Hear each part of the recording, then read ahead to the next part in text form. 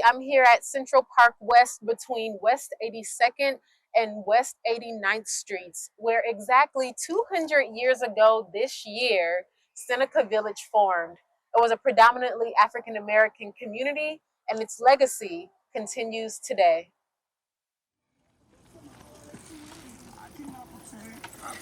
This area of Central Park was home to shoemakers, farmers, and store clerks 2 centuries ago. There would be dirt roads, there would be rock outcroppings, there were cemeteries in this space, there were houses.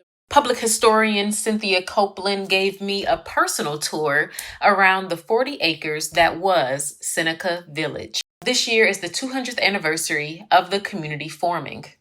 This is sort of the outcropping of what was once called Tanner Spring. So we believe that on the grounds here, within this space, stood All Angels Church. And these rocks are there from back then? Yep. From this height where we're walking, this was, part of the rock. Wow. The neighborhood had about 250 residents at its peak, and 2/3 of them were African American. Seneca Village was located at Central Park West between West 82nd and West 89th Streets. The community had about 50 homes, 3 churches, and a school. It's 1825. Slavery is still legal in New York State and in many states in the country. Discrimination is rampant. How do African Americans get the money and the infrastructure to make Seneca Village? So when we're thinking about the people who are free and they have been manumitted by their enslavers, some people were free already. Yeah. They're coming from Virginia, they're coming from Maryland, they're coming from the Eastern Shore. So they have businesses. All these white folks who had a lot of money through as merchants or through real estate or however it was, and they had it, and then they would sell it and break up the land into smaller parcels and gain whatever it was.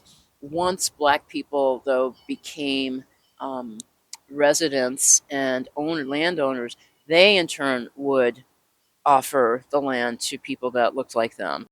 Copeland is president of the Institute for the Exploration of Seneca Village. Her team did an archaeological dig in 2011 and recovered a shoe and other artifacts. I'm walking through what was Seneca Village. The city acquired this land through eminent domain, or the law that says the government can take private land for public use as long as the landowner is compensated. What's your take on whether Seneca Village residents received market rate for their land? Well, we know that they didn't receive market rate because we were able to uncover documents that were filed in New York State Supreme Court that contested the amounts that were being offered to the property owners. In 1853, the New York State Legislature approved funds to purchase 775 acres of land from 59th and 106th Streets between 5th and 8th Avenues to create Central Park, the country's first major landscaped public park. A total of about 1,600 people living in the area were displaced. Copeland works with New York City to educate the public about this history. There's your name. Yeah. She also helped develop an audio tour of the site. I think it was around 2019 that we started to put these came here. Okay. And they were supposed to be here for a short period of time, but the parks people, the visitors, the tourists, the students, school groups, they love this. I saw you reading some of the Seneca Village signs. What do you think of the history of Seneca Village and Central Park?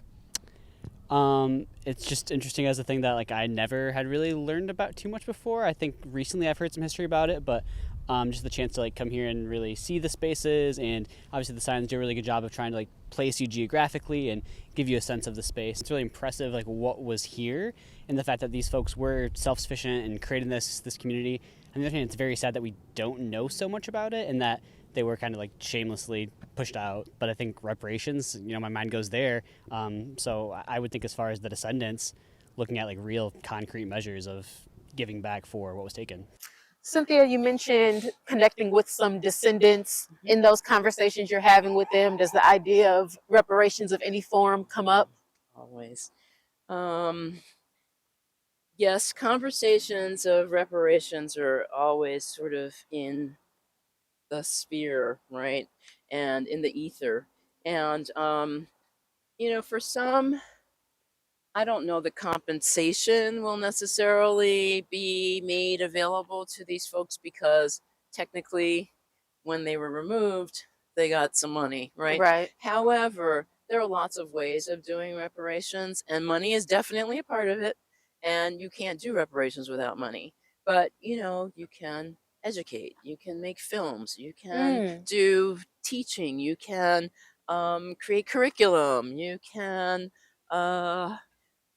Give scholarships to kids to be able to study history. yeah. So there are all different kinds of ways of repair, Mm. right?